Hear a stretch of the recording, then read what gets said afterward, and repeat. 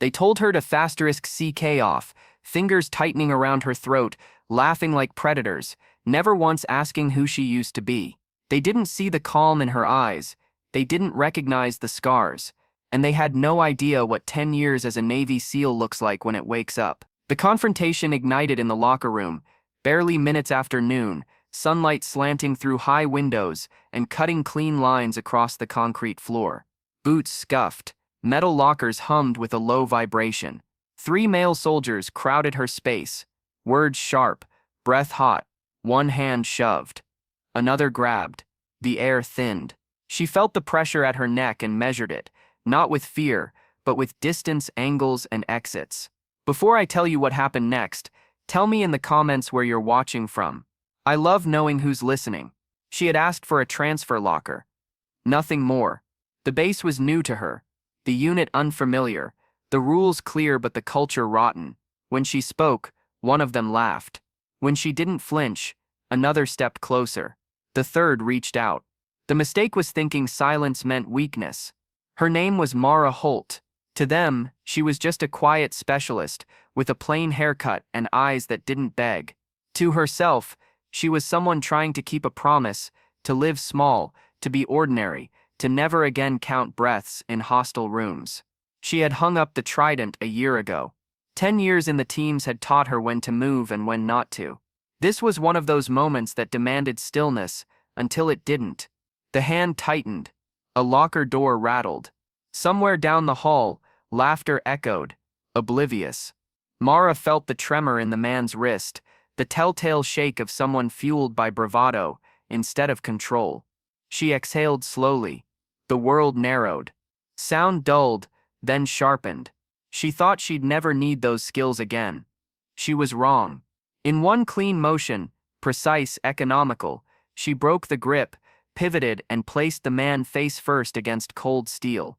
Another reached for her shoulder. She stepped inside his balance, and he went down, stunned, breath knocked loose like change on pavement. The third froze, eyes wide, realizing too late that daylight had just shifted. The door burst open. Shouts spilled in. A small crowd gathered, boots lining the threshold, whispers crackling through the bright corridor. Someone yelled for a sergeant. Someone else pulled out a phone, then thought better of it. The air felt charged, as if the building itself leaned in. Mara stood there, chest rising steadily, hands open. She didn't chase. She didn't gloat. The room smelled of disinfectant and adrenaline. Her throat burned, but her posture never bent. The commanding officer arrived fast, flanked by MPs, questions fired, accusations tangled. The men spoke over each other. Mara waited. When asked to explain, she lifted her chin and told the truth, calmly, completely. Then she added one sentence, almost an afterthought. I served 10 years, Naval Special Warfare. The murmurs shifted. A veteran at the back went quiet, recognition flickering like a match. Files were pulled. Records confirmed. The room changed temperature. The men who had laughed couldn't meet her eyes.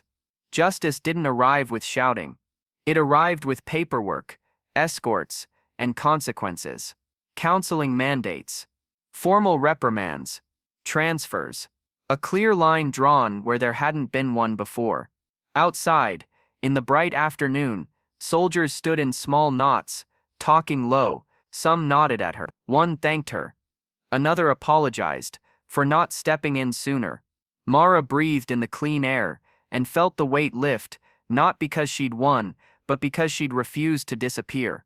Later, alone, she touched the faint bruise forming at her neck and smiled, not from pride, but from relief.